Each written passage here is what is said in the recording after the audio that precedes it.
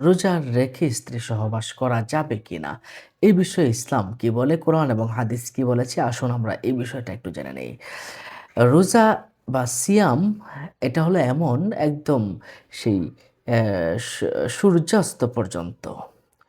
সুবহে সাদিকের পর থেকে নিয়ে একদম সূর্য অস্ত যাওয়া পর্যন্ত আপনার পানি পান করা, খাবার খাওয়া এবং স্ত্রী সহবাস করা, এইসব কাজ থেকে পরিপূর্ণ বিরত থাকাই হচ্ছে রোজা।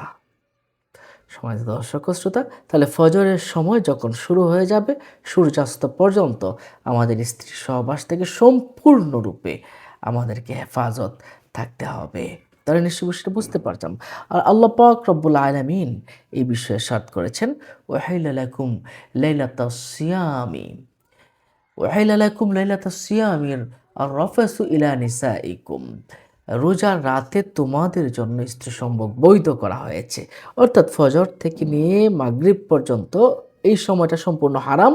আর বাকি সময় যে রাতের অংশটা রয়েছে ওই সময় আপনি স্ত্রী সহবাস করতে পারেন। সূরা বাকারার ১৮৭ নম্বর আয়াতে আল্লাহ পাক রব্বুল আলামিন এই বিষয়টা বলেছেন। হ্যাঁ, যদি কেউ দিনের বেলায় স্ত্রীর সহবাস করেই ফেলে তাহলে সে গুনাহগার হবে।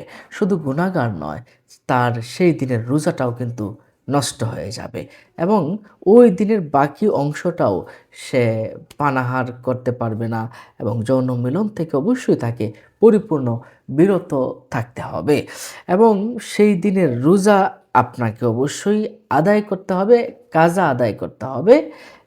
পরে আবার ওই সময় কাফারাটাও আপনার দেওয়া হবে, দেওয়া লাগতে হবেই। যেমন কাফারাটা কি? ৬০ দিন একাধারে রোজা রাখা। এটা হলো কাফারা। সহিহ বুখারী শরীফের ৬৭০৯ নম্বর হাদিস শরীফে রয়েছে। সম্মানিত দর্শক ও শ্রোতা, তাহলে দিনের বেলায় কোনো অবস্থাতেই আমাদের স্ত্রী সহবাস করা কোনো অবস্থাতেই জায়েজ নয়। যদি কেউ ভুলে, অনাকাঙ্ক্ষিতভাবে ভুলে যদি কেউ করে ফেলে তাহলে তার রোজা তার নষ্ট হয়ে যাবে, শুধু কাজা করলে হবে, কাফারা করতে হবে না। যদি কেউ জোরপূর্বক ঘুমের মাঝে তার সাথে সহবাস করে ফেললো, সেই ক্ষেত্রে তার কাজা আদায় করতে হবে, কিন্তু তার কাফারা আদায় করতে হবে না।